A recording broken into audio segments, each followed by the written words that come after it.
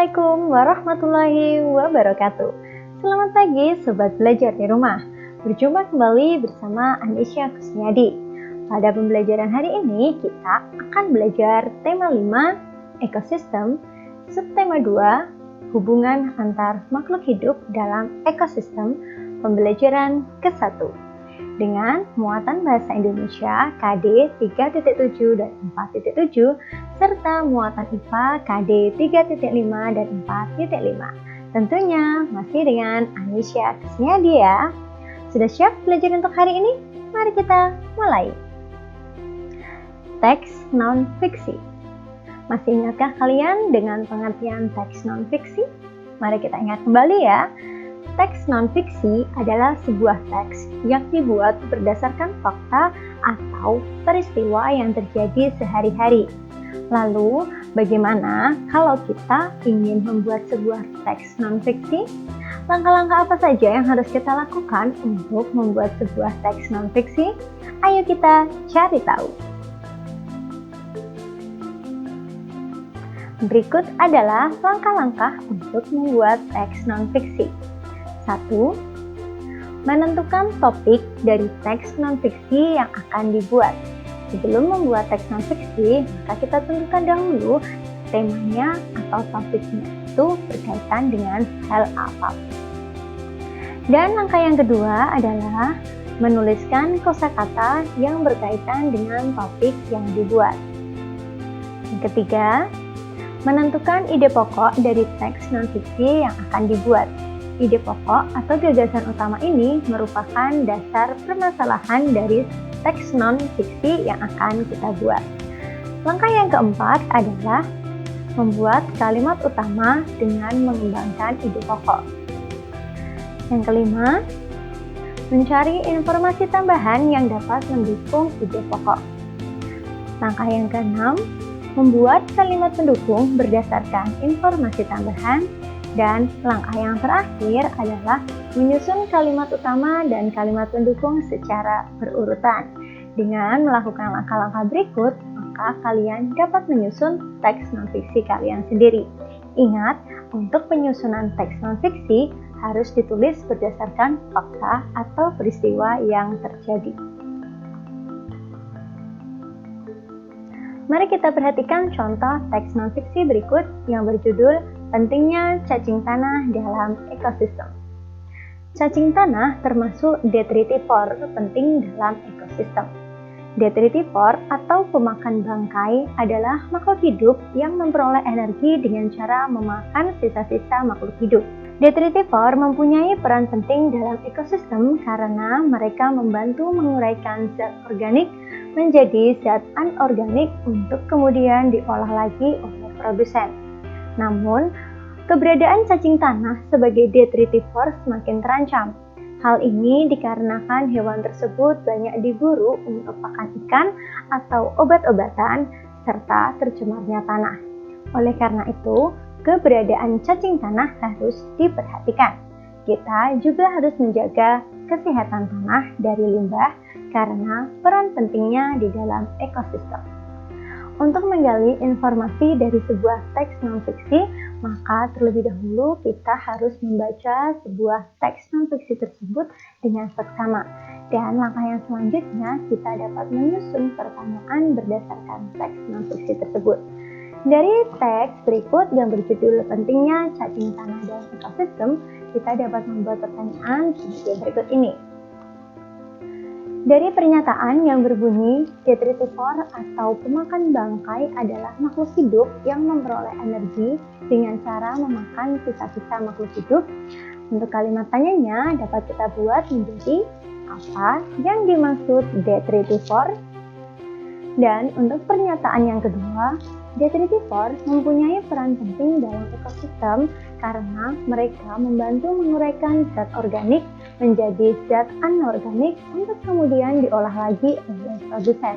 Dari kalimat tersebut, maka untuk pertanyaannya dapat ditulis menjadi mengapa detritivor berperan penting dalam ekosistem. Dan untuk pertanyaan yang ketiga, yaitu mengapa keberadaan cacing tanah semakin terancam Hal tersebut dijelaskan dalam teks, yaitu pada kalimat hal ini dikarenakan hewan tersebut banyak diburu untuk makan ikan atau obat-obatan serta tercemar makanan. Ternyata semua makhluk hidup memiliki peran penting dalam suatu ekosistem kita. Makhluk hidup pada suatu ekosistem akan membentuk hubungan makan dan dimakan demi kelangsungan hidupnya yang disebut dengan rantai makanan. Dalam rantai makanan, setiap makhluk hidup memiliki perannya masing-masing. Perhatikanlah rantai makanan berikut ini. Berikut adalah rantai makanan yang terdiri atas rumput, belalang, katak, ular, burung elang, dan jamur. Dalam suatu rantai makanan terdapat 3 komponen penting dalam ekosistem, yaitu produsen, konsumen, dan juga pengurai. Mari kita kupas satu persatu dari peranan makhluk hidup tersebut. Kita awali dari produsen. Produsen adalah makhluk hidup yang dapat membuat makanannya sendiri melalui proses fotosintesis. Dalam rantai makanan tersebut, yang menjadi produsen adalah tumbuhan. Karena tumbuhan memiliki zat hijau daun atau klorofil, sehingga rumput mampu membuat makanannya sendiri. Inilah yang disebut dengan produsen. Rumput kemudian dimakan belalang selanjutnya dimakan katak dimakan ular, dan ular dimakan burung elang. 4 hewan tersebut terdiri atas belalang, katak, ular, dan juga elang merupakan kelompok konsumen. Sama halnya pada manusia, konsumen adalah makhluk hidup yang menggunakan atau makhluk hidup yang memakan dari sesuatu yang dihasilkan oleh si produsen. Nah, untuk konsumen adalah makhluk hidup yang tidak dapat membuat makanannya sendiri. Jadi, konsumen di sini adalah makhluk hidup yang memakan makhluk hidup lainnya, entah itu tumbuhan ataupun hewan. Untuk konsumen terdapat beberapa tingkatannya, konsumen tingkat 1, konsumen tingkat 2, konsumen tingkat 3, dan seterusnya. Selanjutnya adalah pengurai. Pengurai adalah makhluk hidup yang menguraikan sisa-sisa tubuh makhluk hidup lain yang telah mati. Pada rantai makanan tersebut, elang merupakan konsumen puncak. Tidak ada makhluk hidup lain yang memakan elang. Jadi, setelah elang mati, kemudian bangkai elang akan dimakan. Kemudian, bangkai elang akan diuraikan oleh jamur ataupun bakteri menjadi zat kimia atau nutrisi yang dibutuhkan oleh produsen saat melakukan fotosintesis. Pada konsumen tingkat 1 merupakan kelompok hewan herbivor atau kelompok hewan pemakan tumbuhan. Nah, di sini untuk contohnya seperti belalang, rusa, dan kelinci. Konsumen tingkat 1 menjadi mangsa bagi konsumen tingkat 2. Konsumen tingkat 2 merupakan kelompok hewan karnivor atau omnivor, yaitu kelompok hewan yang memakan hewan lain. Dalam hal ini adalah konsumen tingkat 1. Contohnya adalah katak yang merupakan pemakan serangga, ular, tikus, dan juga ayam. Konsumen tingkat 2 menjadi mangsa oleh konsumen tingkat 3. Konsumen tingkat 3 merupakan kelompok hewan karnivor yang tidak ada pemangsanya, disebut juga dengan konsumen puncak, seperti singa, harimau, dan elang. Untuk jumlah konsumen dalam suatu rantai makanan tidak hanya terdiri dari tingkat 1, tingkat 2, dan tingkat 3 saja. Ada juga konsumen tingkat 1, 2, 3, dan 4 berdasarkan urutan yang terjadi dalam rantai makanan tersebut. Nah, untuk konsumen yang paling akhir inilah yang disebut dengan konsumen tingkat puncak. Dalam rantai makanan terjadi juga perpindahan energi dan juga perpindahan nutrien dari produsen, konsumen tingkat 1, konsumen tingkat 2, sampai pada konsumen tingkat puncak. Untuk aliran nutrisinya, maka terjadi perpindahan dari produsen, konsumen, hingga ke pengurai. Mari kita bahas lebih lanjut mengenai aliran energi dalam rantai makanan. Aliran energi adalah proses berpindahnya energi dari satu makhluk hidup ke makhluk hidup lainnya. Selain terjadi aliran energi, dalam rantai makanan juga terjadi siklus nutrien. Pada peristiwa siklus nutrien berpindah dari produsen ke konsumen, lalu ke pengurai, dan kembali lagi digunakan produsen untuk pertumbuhannya. Jadi dalam rantai makanan, selain terjadi aliran atau siklus energi, juga terdapat siklus nutrien sesuai dengan urutannya, yaitu produsen, konsumen, dan pengurai.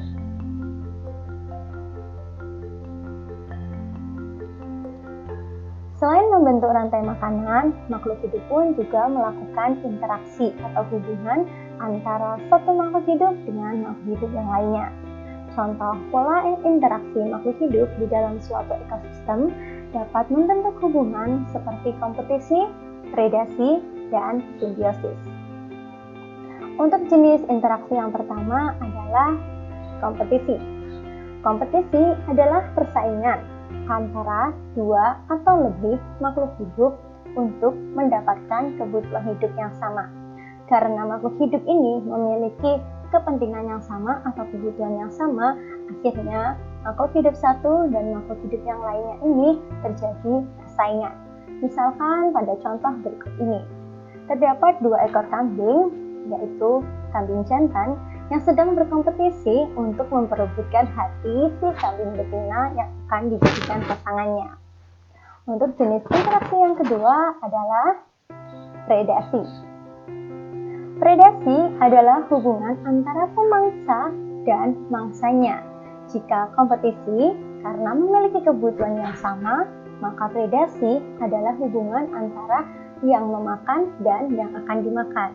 Contohnya pada gambar berikut ini, yaitu buaya yang sedang memakan ikan adalah contoh dari predasi, di mana buaya adalah sebagai pemangsa atau predator bagi ikan-ikan yang ada di sungai.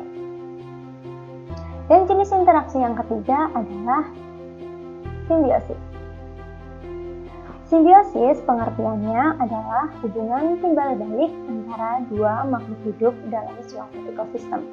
Simbiosis terbagi menjadi tiga, yaitu komensalisme, parasitisme, dan mutualisme. Untuk perbedaannya, simaklah penjelasan berikut ini. Simbiosis mutualisme merupakan hubungan antara dua jenis makhluk hidup yang saling menguntungkan. Contohnya, hubungan antara bunga dan lebah. Pada hubungan bunga dan lebah, maka bunga mendapatkan keuntungan karena dibantu penyerbukannya oleh lebah, dan lebah mendapatkan keuntungan karena memperoleh nektar dari bunga. Jadi, simbiosis mutualisme merupakan hubungan yang saling menguntungkan. Untuk jenis simbiosis yang kedua adalah simbiosis komensalisme. Simbiosis komensalisme adalah hubungan yang menguntungkan satu makhluk hidup, namun makhluk hidup yang lain tidak dirugikan dan tidak diuntungkan. Contohnya adalah hubungan antara tanaman anggrek dan pohon mangga. Tanaman anggrek mendapatkan keuntungan karena mendapatkan tempat tinggal dengan cara menumpang untuk tumbuh di dahan pohon mangga. Pohon mangga tidak diuntungkan dan juga tidak dirugikan karena anggrek mampu membuat makanan sendiri, sehingga dia tidak akan mengganggu pohon mangga tersebut. Mutualisme saling menguntungkan, komensalisme satu yang diuntungkan, namun pihak yang lain tidak diuntungkan atau tidak dirugikan. Jenis simbiosis yang ketiga adalah simbiosis parasitisme, yaitu hubungan yang menguntungkan satu makhluk hidup dan merugikan makhluk hidup lainnya.